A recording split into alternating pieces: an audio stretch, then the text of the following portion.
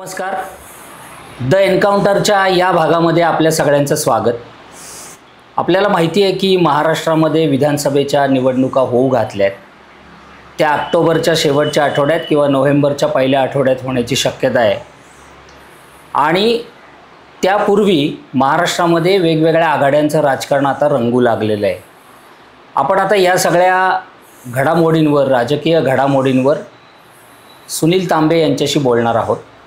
सुनील तांबे हे ज्येष्ठ पत्रकार आहेत आणि महाराष्ट्रातल्या अनेक लोकांना हे माहिती आहे की सोशल मीडियावर त्यांचं मत परखड असतं आणि त्यांचा एक दृष्टिकोन आहे या सगळ्या परिस्थितीकडे बघण्याचा, तोही वेगळा असतो.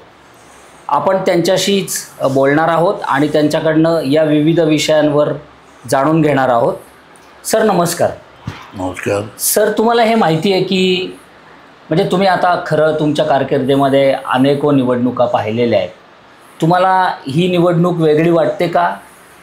म्हणजे महाराष्ट्र विधानसभेची आणि त्यापूर्वी लोकसभेची निवडणूक झालेली आहे आणि ती कशी झाली हेही आपण आता बघितलं आहे.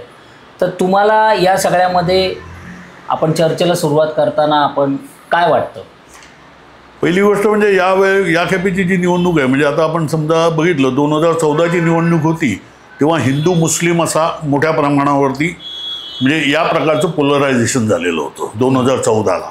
2019ला जी निवडणूक झाली त्याच्यामध्ये पुलवामाचा जो हल्ला होता, म्हणजे आपण ते सत्यपाल मलिक यांची तुम्ही ऐकलीच हो, तर त्याचा मोठ्या प्रमाणावर वापर करून पुन्हा तेच हिंदू मुसलमान आणि पाकिस्तान वगैरे सगळ्या गोष्टी चर्चेत आणल्या आणि एक राष्ट्रवादाचा ज्वर निर्माण करण्यात आलेला होता. त्यामुळे ते यश मिळालं होतं ॲक्च्युली.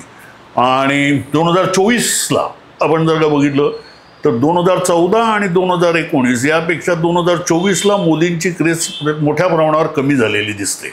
म्हणजे त्यांनी जरी 400 पारचा नारा लावलेला असला तरी 300 गाठणंही त्यांना शक्य झालं नाही. आणि ज्या आत्ता त्यांच्याकडे 240 जागा आहेत त्याच्यातल्या 40 जागा इलेक्शन कमिशनच्या घोळामुळे आहेत हे अनेकांनी दाखवलेलं आहे. म्हणजे माझ्या अंदाजाने त्याच्यासाठी ती एक संस्था आहे ती न्यायालयात जाण्याची तयारी करते. त्यांनी इलेक्शन कमिशनकडे जो डेटा मागितला आहे तो डेटा असा होता की जेवढी मतं पडलेली आहेत आणि त्या मतांची विभागणी ही जी आहे हा डेटा जुळत नाही आणि तो इलेक्शन कमिशनने त्यांच्या वेबसाईटवरतीच प्रसिद्ध केलेला होता. त्यामुळे तो ऑफिशियल म्हटला पाहिजे आणि याच्या आधारे ते तिकडे जात आहेत. याचा अर्थ 40 जागांमध्ये इलेक्शन कमिशनने अर्थातच काही ना काहीतरी घोळ केलेला होता. त्यामुळे मोदी पंतप्रधान होऊ शकले. अन्यथा ते स्वबळावरही भाजप सत्तेत नाही, परंतु जी काही सत्तेत आहे त्याचं कारण प्रामुख्याने 40 जागांचा केलेला घोळ. अन्यथा 200च्या आतमध्येच बीजेपीचा हा आटपला असता कारभार. एनिवेज, तर आत्ताच्या निवडणुकांमध्ये अशा प्रकारचा हिंदू मुस्लिम अशा प्रकारचं पोलरायझेशन मला दिसत नाही. त्यांचे प्रयत्न ते म्हणजे पहिल्या निवडणुकांपासून करतात. 1952 पासून त्यांचा तो प्रयत्न सुरू आहे. तरी पण तो जो काही पोलरायझेशन आपल्याला 92 नंतर होताना दिसतं, 1992 नंतर पर्टिक्युलरली म्हणजे राम मंदिराचा प्रश्न त्याच्या तो जो विश्व हिंदू परिषदेने आणला. मग तेव्हा बघा की तेव्हा विश्व हिंदू परिषद आणि बजरंग दल हे फोरफ्रंटला होते. भाजप तसं नव्हतं. किंबहुना वाजपेयींची सत्ता आली तेव्हा त्यांनी राम मंदिर, 370 कलम आणि समान नागरी कायदा या 3 विषयांवरती आम्ही आत्ता कोणतीही भूमिका घेणार नाही असं जाहीर केलं. म्हणून एनडीएचं सरकार येऊ शकलं, अन्यथा शक्य नव्हतं. त्यामुळे तो तेव्हापासून प्रयत्न होता, परंतु तो मोदींच्या कारकिर्दीमध्ये विशेषतः 2014ला ते मोठ्या प्रमाणावरती करण्यात आलं. आणि त्यानंतर आता मी म्हटलं तसं असं आहे तर 2024च्या निवडणुकांमध्ये दिसत नाही. मोदी वेळ आता उरलेली नाही, म्हणजे मला तरी वाटत नाही आहे. तरी अर्थातच मोदींची अशी म्हणजे मी आता मोदी आणि शहा यांची रिस्क टेकिंग ॲबिलिटी आहे ना ही प्रचंड आहे. आणि त्यामुळे ते आजही असं चालवत आहेत. म्हणजे जरी वर्तमानपत्र त्याचं वर्णन मोदी 3.0 असं करत असले तरी दस्तूरखुद्द मोदींचा कारभार जो आहे तो मोदी 2.0 असाच आहे, 2.0 असाच आहे. म्हणजे त्यांचा जो सगळा हा आहे काय राजकारणाचा जो काही स्टाईल आहे त्याच्यामध्ये तुम्हाला काही बदल झालेला दिसत नाही. ते तशा भूमिका घेत असतात. आता त्यांना अनेक गोष्टींवरती आता माघारी जावं लागलं. आपल्याला तो मीडियाचा आणि मीडियाच्या संबंधितला कायदा असेल किंवा आणखीन विषय असतील ती गोष्ट वेगळी, तरी पण त्यांचा रवैया जो म्हणतो आपण तो तसाच आहे, एवढाच फरक आहे. परंतु आणि त्यामुळे महाराष्ट्राच्या निवडणुकांबद्दल बोलायचं झालं तर आपल्याला 2019ला ते दिसलंच आहे. 2024च्या म्हणजे या ऑगस्ट महिन्यात जेव्हा ज्या लोकसभेच्या निवडणुका झाल्या तेव्हा तर महाराष्ट्रामध्ये तर सेना सेनेचं आणि भाजप म्हणजे शिवसेना आपली शिंदे सेना यांचं जवळपास पानिपतच झालं. त्यामुळे महाराष्ट्रातल्या मतदारांनी काही त्यांना हे दिलेलं आहे असं नाही. अर्थात आपण त्याच्यातही बघितलं तर प्रत्यक्षात महाविकास आघाडी आणि महायुती यांच्यामधला मतांची टक्केवारीचा जो फरक आहे हा फार कमी आहे. म्हणजे 1% पण नाही आहे, 1%पेक्षा थोडा बहुत अलीकडे पलीकडे आहे. याचा अर्थ असा आहे की यावेळेच्या ज्या होणाऱ्या निवडणुका आहेत ह्या अतिशय अटीतटीच्या असतील आणि समजा मतांच्या टक्केवारीमध्ये 2024च्याच याच्यामध्ये फरक नाही, परंतु महाविकास आघाडीला एवढं यश मिळालं त्याचं एक महत्त्वाचं कारण म्हणजे एक असं असतं की 2 गोष्टी असतात. एक स्विंग असतो, तो समजा सत्ताधारी पक्षाच्या विरोधात गेला तर असतो. दुसरा एक फॅक्टर असतो तो म्हणजे इंडेक्स ऑफ ऑपोजिशन युनिटी, म्हणजे विरोधी पक्षांच्या ऐक्याचा निर्देशांक हा समजा जास्त असेल तर मग मतांच्या टक्केवारी किती असली तरी पण त्यांचा विजय होतो, असं एक साधारणपणे निवडणुकीचा अभ्यास करणाऱ्यांना दिसतं. आणि तेच नेमकं आपल्याला 2024च्या लोकसभा निवडणुकीत दिसतं की index of opposition unity was high, म्हणजे विरोधकांच्या ऐक्याचा निर्देशांक आहे हा खूप मोठा होता.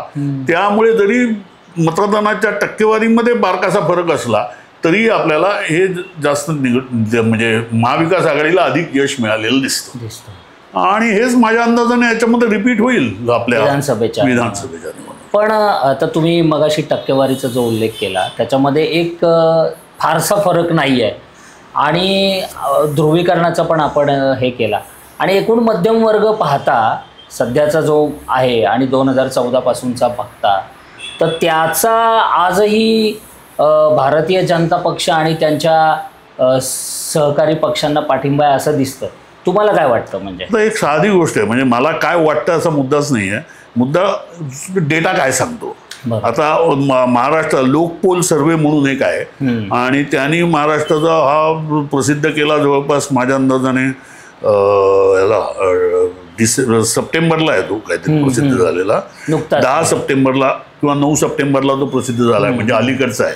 त्यांनी 288 कॉन्स्टिट्युएन्सीमध्ये प्रत्येक कॉन्स्टिट्युएन्सीमध्ये प्रत्येक मतदारसंघात 500 मतदारांचं सर्वेक्षण केलं, म्हणजे सॅम्पल साईज खूप मोठी आहे. आणि त्यांनी जे निकाल दिले ते असे आहेत, एनडीए म्हणजे अर्थातच महाविकास आघाडीला 115 ते 128 जागा मिळतील आणि वोटिंग पर्सेंटेज असेल 38 to 41%, 38 आणि 41% मध्ये. 38% मतं मिळाली तर 115, 41% मिळाली तर 128. महाविकास आघाडीला 141 ते 154 जागा मिळतील, म्हणजे 41% मतं मिळाली तर 141 आणि 44% मतं मिळाली तर 154. आणि अदर्स म्हणजे हे जे काही जोकर्स आहेत बरेचसे तर त्यांना 5 ते 18 जागा मिळतील आणि मतदानाची टक्केवारी त्यांची 15 ते 18% असेल. याच्यावरनं दिसतं की आपण समजा बघितलं तर मतदानाच्या टक्केवारी तुम्ही बघाल तर महाविकास आघाडी आणि महायुती यांच्यामध्ये 2 ते 3% फरक आहे, परंतु जागांमध्ये एवढा दिसतो. बरोबर आहे. याचा अर्थ हा जो महाविकास आघाडी नावाचा जो काही प्रमुख विरोधी पक्ष आहे त्याच्यामध्ये म्हणजे आघाडी आहे ती प्रमुख विरोधी पक्ष म्हणजे काँग्रेस, एनसीपी म्हणजे शरद पवारांची एनसीपी आणि उद्धव ठाकरेंची शिवसेना हे 3 त्याचे प्रमुख पक्ष आहेत. त्याच्याशिवाय कम्युनिस्ट आहेत, शेकाप आहे वगैरे वगैरे. तर या सगळ्यांची अपोजिशन युनिटीचा इंडेक्स त्यांना हाय दिसतोय असं मला दिसतंय याच्यात या आकडेवारीत. तर हा समजा हाय असेल अपोजिशन युनिटीचा इंडेक्स तर हे स्पष्ट आहे की महाविकास आघाडीची सत्ता येईल. किंबहुना हे 2 ते 3% म्हणजे आता ह्या सर्वेत दिसत आहेत ते, परंतु आधीचा 1%. तर फडणवीसांची किंवा भाजपची रणनीती अशी आहे की हा जो 1% आहे हा 1% आपल्याला कमी करायचा असेल म्हणजे तो आपल्याकडे वळवायचा असेल तर त्या योजना आणायच्या. म्हणून या भराभर ज्या लाडकी बहिणी योजना ती काय आणखीन वृद्धांसाठी काय तीर्थस्थळांना भटी देणं वगैरे या ज्या योजना आहेत या त्याच्यासाठी आणल्या जात आहेत की जेणेकरून हा 1% आहे तो फरक जो आहे हा कमी करावा म्हणजे तो नष्ट केला तर आपण सत्तेत येऊ शकतो असं त्यांचं कॅल्क्युलेशन असावं असं मला दिसतं. पण ते बरोबर आहे, ते तसं कॅल्क्युलेशन करत असावेत. पण मी तुम्हाला म्हटलं तसं की एका बाजूला ह्या योजना आणतायत, दुसऱ्या बाजूला ते विशाळगडचा प्रयत्न झाला, पुण्यामध्ये ईद ए मिलानचा एक कार्यक्रम झाला, त्याच्या विरोधात त्यांनी घोषणा केला, किंवा हे मध्ये एका छोट्या समूहासाठी एन्काउंटर करून काही गोष्टी करण्याच्या गोष्टी, तर त्याचा मध्यमवर्गीयांवर कितपत परिणाम होईल असं वाटतं? हे मध्यमवर्गीय काही आता असं म्हणजे वर्गीय याचं काही माझ्याकडे नाही आहे हे, परंतु एक साधं दिसतं असं की हा म्हणजे हे जे कार्यक्रम असतात ना, म्हणजे जोपर्यंत म्हणजे जसं मगाशी मी म्हटलं की राम जन्मभूमीचा मुद्दा हा विश्व हिंदू परिषद, बजरंग दल यांनी पुढे आणलेला होता. आता विश्व हिंदू परिषदेचं नाव सुद्धा तुम्हाला वर्तमानपत्रात दिसत नाही, कारण एकदा ते आल्यानंतर now it is Bhajap and Modi and Shah, किंवा तो जरा आसामचा मुख्यमंत्री असेल किंवा हा असेल उत्तर प्रदेशचा मुख्यमंत्री असेल, हेच आता सगळे विश्व हिंदू परिषद आणि बजरंग दलाचे प्रतिनिधी आहेत. तेव्हा आता त्यांची गरजच नाही आहे त्या संघटनांची. तसं महाराष्ट्रामध्ये जो विशाळगडचा असेल प्रश्न आणि इकडचा कुठचा असेल, या सगळ्या ह्याच्यामध्ये असल्या छोट्या मोठ्या संघटना आहेत. त्या काय आहेत? कारण त्यांना सत्तेचं पाठबळ आहे म्हणून आहेत. त्याच्याशिवाय त्यांना काही फार किंमत आहे असं मला वाटत नाही, आणि लोकांच्या मनामध्येही त्यांना काही फार किंमत आहे असं दिसत नाही त्यांचं. परंतु त्यांचा तो कार्यक्रमच आहे तो ते राबवत आहेत. तो वाईट आहे कार्यक्रम ही गोष्ट वेगळी, परंतु तो त्यांचा कार्यक्रम आहे, ते त्या दिशेने तो म्हणजे हे ध्रुवीकरणाचा प्रयत्न ते सतत करतच राहतात. आणि मी म्हटलं तसं ते 1952 पासून करतायत. मग तेव्हा संघाचे आणि इतर ज्या काही संस्था होत्या त्यापासून करतात. तो त्यांचा एक अंडरकरंट नेहमीच राहिलेला आहे, त्याबद्दल काहीच वाद नाही. परंतु त्याचा या निवडणुकीवर परिणाम होईल असं मला वाटतं. कारण आता मी म्हटलं टक्केवारी जसं सांगते आणि लोकांमध्ये जो एक मला 3-4 गोष्टी दिसतात या निवडणुकांमध्ये. एक पहिली गोष्ट म्हणजे महाराष्ट्रामध्ये म्हणजे मुंबईमध्ये पूर्वी दाक्षिणात्यांच्या विरोधात शिवसेना उभी होती. त्यानंतर युपी बिहार किंवा हिंदी भाषिकांच्या विरोधात एक वातावरण होतं. आता अक्रॉस द स्टेट म्हणजे संपूर्ण महाराष्ट्रामध्ये गुजरात यांच्या विरोधात एक हे उभं राहिलेलं आहे. कारण आपल्याकडचे सगळे प्रकल्प जे असतील, औद्योगिक प्रकल्प असतील किंवा हे गुजरातमध्ये पळवले जात आहेत आणि याला काहीतरी मोदी शहा कारणीभूत आहेत, ही भावना अशी लोकांमध्ये आजपर्यंत गेलेली दिसते. म्हणजे ज्या प्रकारे आपण त्या संबंधात म्हणजे वर्तमानपत्र काय म्हणत असतात ते वाचलं मी. फॉरगेट अबाउट सोशल मीडियावरती काय म्हणजे आपल्याला माहितीच आहे की सोशल मीडिया हा सगळा संघाने काबीजच करण्याचा प्रयत्न केलेला आहे, संघ आणि भाजपने. तर तो भाग सोडा, परंतु वर्तमानपत्र जे काही सांगतात त्याच्यामध्ये आपल्याला असं दिसतं की हे वातावरण खूप आतमध्ये गेलेलं आहे. म्हणजे की गुजराती विरुद्ध मराठी अशा प्रकारचा एक हा तयार झालेला आहे. म्हणजे आता शिवाजी पुतळ्यावरनं पण आता हे पण आता सांगतात की शिवाजी महाराजांनी सुरत लुटली असं कसं असेल असं हे म्हणाले फडणवीस, आणि त्याला लगेच आमचे सदानंद मोरे पण त्यांच्या बचावासाठी धावून आलेले आहेत. तेव्हा आपल्याला हे कळतं की हे असं ते होत आहे, त्यामुळे ते टिकत नाही आहे ते.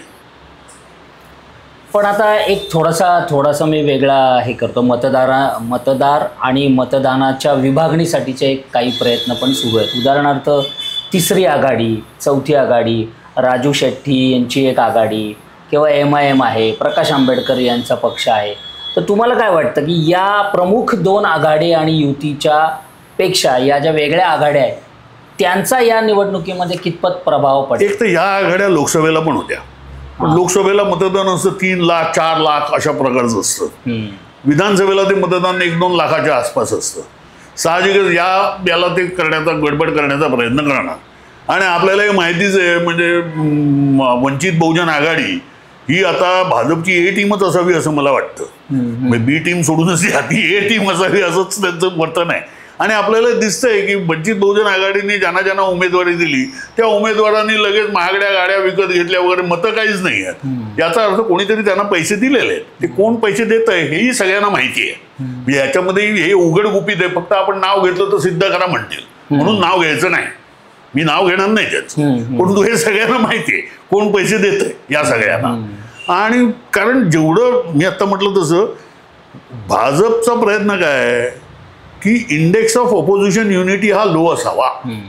तर तो इंडेक्स ऑफ ऑपोजिशन युनिटी म्हणजे विरोधी पक्षांच्या ऐक्याचा निर्देशांक कमी करण्यासाठी जे जे करता येईल ते हे करतायत.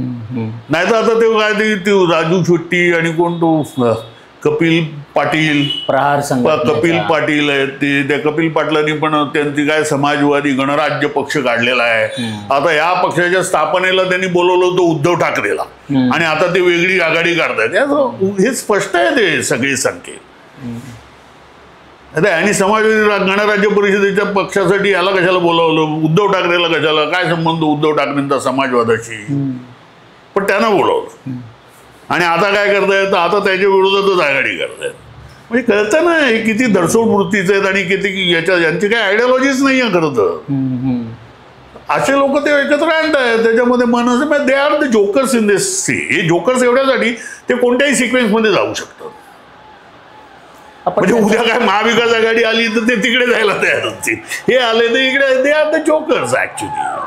पण आघाड्यांच्या मतदानाचा या मुख्य पक्षांच्या मतदान कमी करण्यामध्ये कितपत हो ना. मात्र इथे तो आपण पुन्हा तोच लोकपोलचा सर्वे जो आहे तो काय सांगतो की अदर्सना किती मिळतील तर 5 ते 18 आणि मतदान मिळेल ते 15 ते 18%.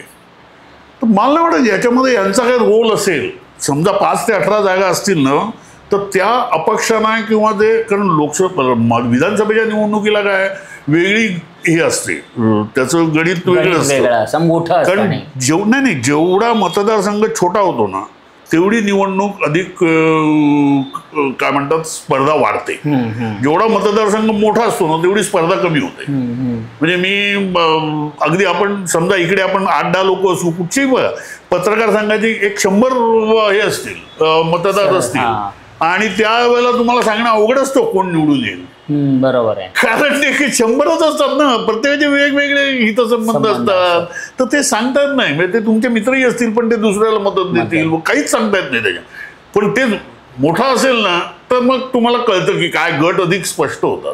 आता हे जेव्हा विधानसभेला होतं ना तेव्हा मग आता त्याच्यामध्ये असं असतं की एखाद्या माणसाने पैसे वाटलेत, एखादा माणूस चांगला काम करणार आहे, एखादा माणूस असा आहे याच्या, आणि मग त्याच्यामध्ये साधारणपणे गणित असं असतं की मी समजा कुठच्या एका मतदारसंघात उभा आहे तर मला ओळखणारे किंवा माझे म्हणून एक 10-15 हजार मतदार असतात जे मलाच मत देतात की ते मला देणार आहेत. आता मला त्याच्याशिवाय गरज असते 15-20 हजाराची आणखीन जी गरज असते ती भागवण्यासाठी मग मी एखाद्या पक्षाचं चिन्ह घेतो. त्या पक्षाचं आहे की बाबा शिवसेनेकडे गेलो तर इकडे कसं आहे तर शिवसेनेकडचं घेईन, किंवा अपक्ष लढायचं असेल तर मी बाकी काहीतरी व्यवस्था करतो. आणि त्याच्यासाठी महाराष्ट्रामध्ये जात या फॅक्टरपेक्षाही ना मला असं वाटतं की हे जे फॅक्टर्स आहेत, दूध सोसायटीचं, दूध सोसायटी, साखर कारखाना, पतसंस्था वगैरे वगैरे याच्यामधून तुम्ही अनेक लाभार्थी तुमचे म्हणून तयार केलेले असतात, तर ते तुम्हाला उपयोगी पडतात. कारण आता साधी गोष्ट आहे ना की समजा उदाहरण घ्यायचं झालं तर एखाद्या तालुक्यामध्ये समजा 2 लाख लिटर दुधाचं कलेक्शन होत आहे आणि मी तिकडे त्या दूध सोसायटीचा चेअरमन वगैरे आहे आणि मी ते कलेक्शन 4 लाखापर्यंत वाढवलं, तर लक्षात घ्या दर आठवड्याला तुम्ही दुधाची किती किंमत असेल त्याचा लढा वेगळा. पण तू समजा एक 20 रुपये 30 रुपये लिटर जे मिळत असतील तर रोज त्या मतदारसंघामध्ये 20 गुणिले 30 रुपये काय असेल तो रेट घ्या, एवढे पैसे मतदारसंघात येत आहेत. ते मी 40 लाखावरती निघलं तर किती पैसे येत असतात. बरोबर आहे. हाचा मोठा परिणाम होत असतो. त्यामुळे हे जे लोक असतात हे त्यामुळे एकदम भक्कम असतात त्यांचे पाव. ते कुठे ते ज्या मराठा आणि अमका ढमक्या अशा जातीच्या कारणावरती तिकडे ध्रुवीकरण होत नाही किंवा हिंदू मुसलमान या आधारावरती ध्रुवीकरण होत नाही. हा त्यातला विधानसभा निवडणुकांमधला मोठा मुख्य असतो की त्या. कारण मी समजा दूध सोसायटी काढले फॉर एक्झाम्पल मी गोकुळ घ्या, आता गोकुळचे किती लाख असतील ना मेंबर्स. गोकुळ, मयूर, आता ते कोल्हापूरचं सगळं राजकारण हे साखर कारखाने आणि दूध संघ आणि या काय त्या पतसंस्था किंवा सोसायटी याच्यावरती असतो. तिथे पक्षाला काहीच किंमत नसते. ते चिन्ह आपलं एखाद्या पक्षाचं घेतात. ते आता मी म्हटलं तसं की ते त्यांना माहिती असतं माझे एक 20,000 मतदार आहेत, एक 5-10 हजार मतदार मला हवेत आणखीन किंवा 20,000 हवेत, तर मी कोणाकडे जायचं. त्यामुळे त्यांची पक्षाच्या वेळेला बांधिलकी नसते. कोणीही या तिकडची, मी आता नावं घेत नाही कोणाची, परंतु तिकडची घ्या हे असं होतं. किंवा नगरमध्ये पण काही प्रमाणात हेच आहे. त्यांना फरक नाही पडत तो विखे पाटील कोणत्या तिकिटावरती उभा आहे याने. बरोबर आहे. ते कधी काँग्रेसवरचं तिकीट घेतील, कधी शिवसेनेचं घेतील, कधी भाजपचं घेतील. त्यांची काही आयडिओलॉजीला बांधिलकी आहे का? नाहीच आहे. त्यांना त्यांचा जो सगळा हा आहे तो ठेवायचा आहे नाही. तर ते साधारण आणि हे सगळे त्यांचे म्हणजे असतात ते सरकार या संस्थेवरती असतात. म्हणजे फॉर एक्झाम्पल अगदी उदाहरण द्यायचं झालं की समजा माझा एक 40 लाख लिटर दुधाचा माझा प्रोजेक्ट आहे आणि त्याच्यावरती प्रोसेसिंग वगैरे मी करतो. अरे 2 तास वीज गेली तरी माझे चौपट होतो ना मी. पण मी चौपट होतो म्हणजे मी इतक्या लोकांना दूध पैसे देणं लागत असतो ना. तर ती माणसं काही प्रमाणात इकडे असणं सरकारच्या बाजूने याच्यात काहीच आश्चर्य नाही. परंतु ते काही भाजपचे मतदार आहेत असं म्हणता येत नाही किंवा त्यांची कमिटमेंट भाजपला आहे असं म्हणता येत नाही. असा तो गोळ आहे. पण मग ह्या सगळ्यामध्ये मराठा रिझर्वेशनचं एक आंदोलन मोठ्या प्रमाणावर चालू आहे आणि त्याच्या विरोधामध्ये ओबीसीचं एक आंदोलन सुरू आहे. मग या घटकांचा कितपत परिणाम तुम्हाला दिसतो? एक पहिली गोष्ट म्हणजे मराठा जे आंदोलन आहे त्याचा परिणाम इव्हन आपल्याला लोकसभा निवडणुकांमध्ये दिसतो की तो मराठवाड्यात जास्त झालेला आहे, बाकी नाही. मराठे म्हणाले तो विखे पाटील मराठे आहेत, अशोक चव्हाण मराठे आहेत, अजित पवार मराठे आहेत, शरद पवार मराठे आहेत, एकनाथ शिंदे सगळे मराठेच आहेत की. बरोबर. ते सगळे मराठे एकत्र येत नाही, सगळे मराठेच आहेत ना. तेव्हा मराठा असं म्हणत असताना ही तो मराठवाड्यातला मराठा समूह वेगळा आहे, विदर्भातला मराठा समूह वेगळा आहे, कोकणातला नारायण राणे पण मराठाचे तो मराठा समूह वेगळा आहे, पश्चिम महाराष्ट्रातला मराठा समूह राजकीयदृष्ट्या वेगवेगळे आहेत. जात वगैरे संस्कृती म्हणून एक असतील पण तो राजकीयदृष्ट्या त्यांचं राजकीय वर्तन जे आहे ते आपल्याला वेगवेगळं दिसतं.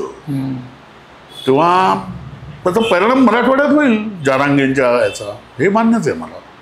पण तो अख्ख्या महाराष्ट्रात होईल असं मला नाही वाटत. आता सगळ्यात शेवटचा आणि महत्त्वाचा प्रश्न जो असा आहे की हे ठीक आहे की राजकारण्यांचे आपापले काही आडाखे आणि त्यांची काही काही गोष्टी सुरू आहेत, पण याच्यामध्ये लोक आणि लोकांचे प्रश्न हे नेमके काय आहेत आणि ते काय कसे दिसतात तुम्हाला या निवडणुकीत? एक पहिली गोष्ट म्हणजे आपल्याकडे सगळ्यात महत्त्वाचे प्रश्न कोणते आहेत तो याचा नीरज हातेकरांनी या विषयावरती अनेकदा लिहिलेलं आहे की आपल्याकडच्या ज्या बेसिक सुविधा ज्या आहेत म्हणजे केंद्र सरकारने ज्या प्रत्येकातून सर्वेक्षण केलेलं आहे की गाव पातळीवरती किती शाळा आहेत, प्राथमिक आरोग्य केंद्र किती आहेत, सरकारी रुग्णालयांची स्थिती काय आहे, त्यानंतर रेशन दुकान वगैरे असे त्यांनी ते निकष लावलेले आहेत. आणि तिकडची बाबा गाव पातळीवरची मजुरी किती आहे वगैरे वगैरे हे सगळं काढलं शाळा आणि हे. तर आपल्याला असं कळतं की याच्यामध्ये म्हणजे नीरज हातेकरांनी सांगितलंय ते आपण बघू शकतो आणि ते त्या डेटाच्या आधारे सांगितलंय की अनेक बाबतीमध्ये महाराष्ट्राची परिस्थिती इव्हन बिहारपेक्षा वाईट आहे. बरं.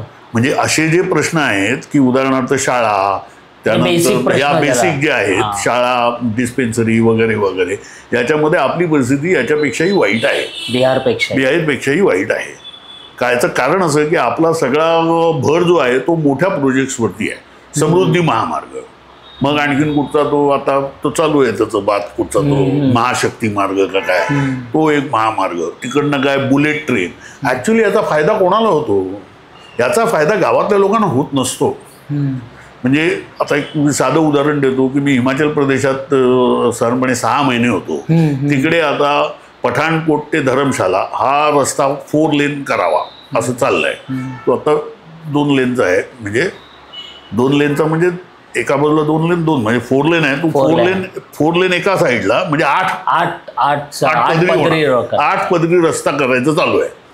त्या हिमाचल प्रदेशामध्ये 70% काय 80% लोकसंख्या तिकडची ही प्रामुख्याने शेतीवर अवलंबून आहे. यांना काय याचा फायदा होणार आहे? हा सगळा फायदा होणार आहे हा तिकडे मोटेल्स बांधणारे, हॉटेल्स बांधणारे वगैरे वगैरे या लोकांसाठी आहे. टुरिस्ट जे येतील म्हणजे त्याच्यामध्ये कोण गुंतवणूक करणार? ते स्थानिक लोकांकडे तेवढे पैसेच नाहीत हो. आणि आता एक माणूस अशी गुंतवणूक करत नसतो ना, चेन असते. तर ते तेवढे पैसेच नसतात त्यांच्याकडे. तुम्ही फार तर जमीन विकून त्यांना मिळतील तेवढेच पैसे असतील, या पलीकडे त्यांच्या हातात काही येणार नाही आहे. तसा विकास आपण सध्या करतो की समृद्धी महामार्ग असेल, आणखीन कोणता महामार्ग असेल, आता ते वाढवणचं पोर्ट असेल, अमकं हे असेल, हे सगळं नाही रोजगार निर्माण होत. जेव्हा गाव पातळीवरती ज्या अशा पायाभूत व्यवस्था तयार होतात तेव्हा खरा तर रोजगार निर्मितीचा प्रश्न सुटतो. आणि हे आपल्याला आता अनेक उदाहरणातून कळलेलं आहे की याच्यामधून असं फार विकास होताना दिसत नाही. म्हणजे उदाहरणार्थ आता तुम्ही काय तिकडे तिसरं महाबळेश्वर का दुसरं महाबळेश्वर तयार करण्याचं चाललंय, त्याच्यातनं कोणाला फायदा होणार आहे? हे मुंबईतले किंवा पुण्यातले जे धनिक आहेत त्यांच्यासाठी हे चाललंय, त्या लोकांच्या विकासासाठी काहीच नाही आहे त्याच्या. असा जो ही जी आर्थिक विषमता जी आहे ना मोठ्या प्रमाणावरची, याला संबोधित करेल असा एकही कार्यक्रम कोणत्याही राजकीय पक्षाकडे नाही आहे. त्यामुळे आपण काय बाबा आता ती लाडकी बहीण योजना असेल, अमुक योजना असेल, ह्याच्यातनं लोकांना पैसे वाटायचे आणि या प्रश्नांकडे दुर्लक्ष करायला लावायचं, असं राजकारण सध्या सुरू आहे. आणि ते माझ्या दृष्टीने म्हणजे हे काय म्हणजे अर्थातच हे इष्ट बाब नाही आहे ही. याच्या आधीचं राजकारण महाराष्ट्राचं कसं होतं की म्हणजे यशवंतरावांनी त्याचा पाया घातला की त्यांनी काय केलं की बाबा महाराष्ट्रामध्ये काय आहे बाबा दुष्काळ आहे. म्हणजे आपला वसंतराव नाईक बघा, वसंतराव नाईकांनी दुष्काळ निवारणासाठी बाबा म्हणजे हायब्रिड ज्वारीचा जेवढा प्रचार केला आणि शेतीच्या याचा मोठ्या प्रमाणावरती प्रचार केला. त्यानंतर यशवंतरावांनी अशी नीती आणली की शेती प्रक्रिया उद्योग वाढले पाहिजे, उद्योगही आले पाहिजेत पण शेती प्रक्रिया उद्योग वाढले पाहिजे. या म्हणून ते साखर कारखाने आले, सूतगिरण्या आल्या. याच्यामधून ऍक्च्युली जो शेतकरी किंवा ग्रामीण भागाचा त्यामुळे विकास झाला ना, जे काही इन्फ्रास्ट्रक्चर उभं राहिलं त्याच्यानं मग शिक्षण संस्था आल्या. हे आता गोष्ट वेगळी, सहकार सम्राट तयार झाले, शिक्षण सम्राट, दॅट इज डिफरंट. एक मोठी इकॉनॉमी ग्रामीण भागातून उभी राहिली ना, ती एक इकॉनॉमी झाली ना. त्याच्यामधले वाद, त्याच्यातले प्रश्न आहेत, प्रश्न कोणत्या इकॉनॉमीत नसतात, परंतु त्याच्यामधून खरोखर त्या भागांचा विकास झाला म्हणून प्रश्न निर्माण झाले. रोजगार हमी सारखी एक योजना काही असतील पण त्याच्यामधून मी तेच म्हणतोय की नाही, पण रोजगार हमी योजना ही चांगली होती परंतु तिची म्हणून एक इकॉनॉमी नव्हती. रोजगार हमीने हे कशाला दिलं तर अनेक जलसंधारणाची कामं त्याच्यातून झाली, असं झालं ते. म्हणजे त्याचा अप्रत्यक्ष फायदा झाला. परंतु साखर कारखाने म्हटल्यानंतर ती एक इकॉनॉमी उभी राहिली ना. दूध संस्था म्हटल्यानंतर एक इकॉनॉमी तयार झाली. मी असं सांगितलं की 10 लाख कलेक्शन आहे, 20 लाख झालं, तर याच्यामधून एक इकॉनॉमी तयार होते. याच्यामधून लोकांना ऍक्च्युली रोजगार मिळतो, त्यांचं आर्थिक हे वाढतं, हे सगळं त्याच्यातून होतं. समृद्धी महामार्गात ह्याच्यापैकी काही होणार नाहीये किंवा बुलेट ट्रेन मधनं ह्याच्यापैकी काहीच होणार नाहीये. तुमचा माल इकडे जाणार आहे तिकडे जाणार आहे या गप्पा आहेत. हे प्रामुख्याने या ज्या शहर म्हणजे आपण सध्या जे पाश्चात्य वस्तू किंवा या असतील काही सेवा म्हणजे आता आधुनिक या गावांकडे जाण्यासाठी हे सगळं चालू आहे. कन्झ्युमर गुड्स अँड सर्व्हिस या तिकडे जाण्यासाठी आहे. ती गावं उत्पादक व्हावी याच्यासाठी त्याच्यात काही नाही आहे. आणि मग तो गॅप कसा भरून काढायचा, तर चला याला 1500 रुपये द्या, यांना काय 1000 रुपये द्या वगैरे असलं ते करा, असा तो. आणि हा एक गंभीर प्रश्न आहे. त्यामुळे आपल्याला हे जे लोकांचे जे प्रश्न आहेत आणि मग साधे बाकी रस्त्याचे प्रश्न आहेत, म्हणजे कुठचे रस्ते आपण आता बघतोच. म्हणजे मला तर वाटतं अख्ख्या भारतामध्ये 12माही रस्ते बांधण्याचं तंत्रज्ञान विकसित झालेलं नाही आहे. पुणे घ्या, मुंबई घ्या, मुंबई पुणे कुठचाही रस्ता घ्या, म्हणजे टेक्नॉलॉजी आहे पण आपल्याला ती बांधता येत नाही आहे. म्हणजे 12माही रस्ता नाही करतायत भारतात कोणाला. काय ते गडकरी गप्पा मारत असतात, मला हसू येतं. बिहारमध्ये किती पूल कोसळले, आणखीन बाकीचे आपण फोटो बघतच असतो ते काय स्पेस टेक्नॉलॉजीचा वापर करून केलेले, म्हणजे साधे रस्ते नीट नाही आहेत. तीच गावाची पण स्थिती आहे. आणि अशा गप्पा मारायच्या 20,000 कोटी, 15,000 कोटी, 25,000 काय वाटेल ते बोलायचं. इकडचं पूर्वेकडचं पूर्ववाही आपल्या पश्चिमवाही नद्यांचं पाणी पूर्वेकडे वळवू वगैरे अशा मोठ्या योजना सांगा. मी तेच म्हटलं असं एक म्हणून म्हटलं ना मोठ्याचं ह्याच्यातनं ॲक्च्युली लोकांचं काही होत नसतं. नाही तर मग या योजनांची गरजच काय आहे. खरं तर समजा एवढा विकास होतो तर कशाला पाहिजे ते ना लाडकी बहीण योजना आणि ती अमक्याची योजना, ह्याची गरज नाही ना. लोकांकडे पैसे असते तर लोक जातील, पण लोकांकडे क्रयशक्तीच नाही आहे. तर आर्टिफिशियल क्रयशक्ती तयार करणं असा कार्यक्रम याने हाती घेतलेला आहे आणि जो इष्ट अजिबातच नाही किंवा अनिष्ट आहे. म्हणजे या निवडणुकांमध्ये आपल्याला सामान्य लोक हे अगदीच मागच्या फळीवर फेकल्या गेल्यासारखे दिसत आहेत असं आपण म्हणू. असं कधी नाही. कुठच्याही निवडणुकांमध्ये कसं असतं, निवडणुका ह्या नेहमी भावनेवरती खेळल्या जातात. निवडणुकांमध्ये कोणी काही म्हणजे ठोस मुद्दे असे कधी काही नसतात. त्या भावनेवरतीच खेळ, कारण शेवटी मतदान आहे ते. मत आता हे नेहमीच आणि मत ते म्हणूनच बदलत असतं ना. मग त्याचं त्या शब्दाचा अर्थच मुळी जे बदलतं तेच मत. नाही तर ते कायमच राहिलं असतं ना. असं कधी होतं का? काय यांची मतं वाढतात त्यांचे हे असं का चेंज होतो? कारण मत असतं ते भावनांवरती असतं, हिंकळत असतं.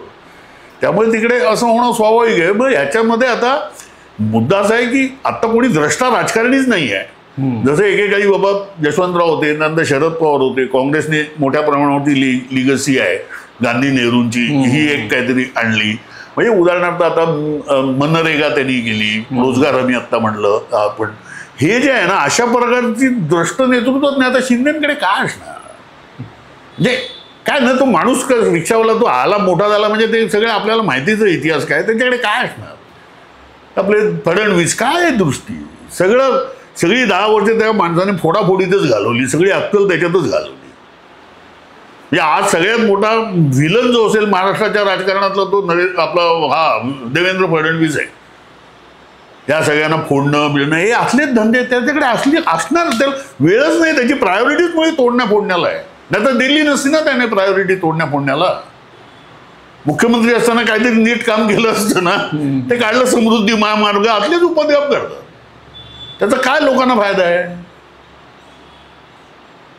समजा क्रयशक्ती निर्माण झाली असती तर मग मराठा आरक्षणाचा प्रश्नही निर्माण झाला नसता ना. बरोबर आहे. म्हणजे हे नाही करायचं आहे त्यांना, त्यांच्याकडे ती दृष्टीच नाही आहे. आणि ही दृष्टी त्या या निवडणुकांमधून येईल असं नाही. परंतु आपण आता आशावादी राहिलं पाहिजे, कारण आशावाद ही एकमेव स्ट्रॅटेजी असते. निराशावाद ही काही स्ट्रॅटेजी असू शकत नाही. तेव्हा आशावाद ही आपली स्ट्रॅटेजी असली पाहिजे. आणि सामान्य लोकांची पण तीच असते. हो, बदल घडू शकतो त्यामुळे. हा, म्हणून तर हे आपल्याला दिसत आहेत ना सर्वे, की महाविकास आघाडीला झुकतं माप दिसतंय याच्यामध्ये, या सर्वेमध्ये. याच्या आधी झालेला होता 2-4 महिने आधी. त्यानंतर आत्ताचा ताजा बघितला तर आपल्याला दिसतं की महाविकास आघाडीला सरळ हे आहे, म्हणजे त्याची झुकतं माप दिसतंय. म्हणजे ती सत्तेत येण्याची शक्यता दिसते. आता अर्थ ते एकदम it is not a walkover. मी आता म्हटलं ते मतदानाची टक्के बघितले तर आपल्याला दिसतच आहे ती अतिशय चुरशीची निवडणूक आहे. आता याच्यामध्ये आणि त्यातही मला असं दिसतं की महायुती आहे ना, महायुतीमध्येच आत्ता असा गोळ आहे की महायुतीमध्येच स्पर्धा आहे.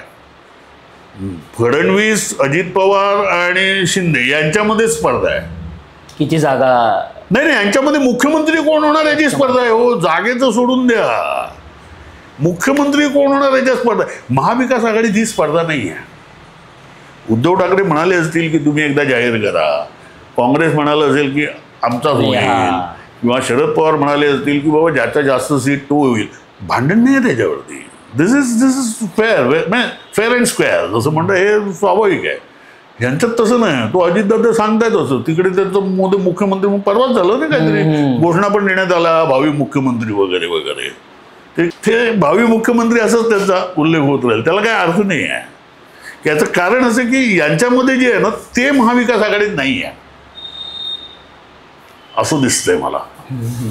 म्हणजे त्यामुळे महाविकास आघाडीला जास्त स्कोप दिसतो. अर्थात प्रत्येक ठिकाणी तिकीट वाटप कसं, जागा वाटप, तिकीट वाटप, उमेदवारी, हे असे अनेक फॅक्टर्स आहेत आणि ते त्या सगळ्या राजकीय महानुभावांना माहिती आहे. ते सगळे लोक 40-40, 50-50 वर्ष राजकारणात आहेत. तेव्हा ते काय आपण सांगण्याची त्यांना गरज नाही आहे. ते त्यांना माहिती आहे सगळं काय आहे ते. आणि त्यामुळे ते म्हणजे महाविकास आघाडी यावेळेला अधिक जबाबदारीने आणि अधिक सावधपणे किंवा म्हणायचं झालं तर अधिक चाणाक्षपणे हे सगळं प्रश्न सोडवेल असं दिसतंय. तुम्ही म्हणाले तसं बदल होतील या निवडणुकीमध्ये असं आत्ताचं तरी मत आहे. पण आपण निवडणुका होईपर्यंत लोकांच्या प्रश्नांवर बोलत राहू. तूर्तास धन्यवाद.